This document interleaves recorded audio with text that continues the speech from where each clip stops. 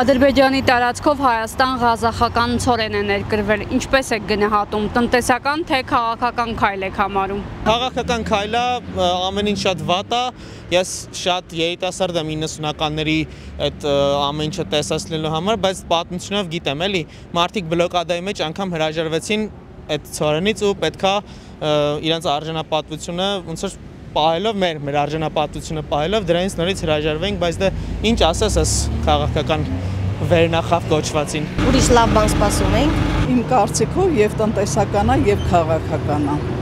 Եթե Ղազախից ճանապարհը երկաթ գծերը բաց լիներ, ավելի հեշտ կգար, ավելի էժան կլներ, ավելի լավ կլիներ, դյուրին կլներ։ Քայլը որպես քայլ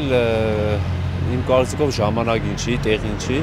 Օրից մի օր պետք է կա այդ օրը ընդանուր, բայց շատ հեռու ենք իմ կարծիքով այս պահի դրությամբ այդ օրվանից։ Այս պահին անհամաչափ քայլ է կառավարության կողմից իմ կարծիքով։ Գիտեք, վաղուց վստահությունս կորցրել եմ ամեն ինչի հետ կապված։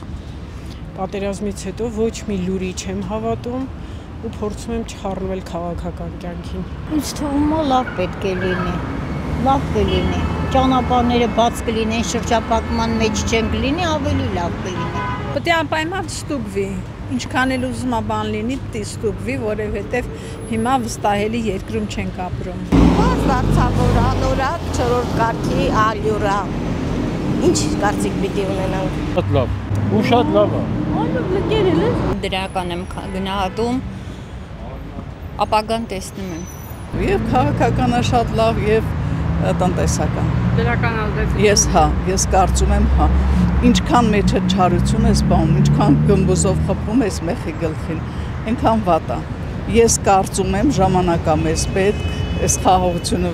որ ասում է պահեն ինչքան հնարավոր է, մինչև մենք խելքը գլխին ազգենք, բան կլինի էլի,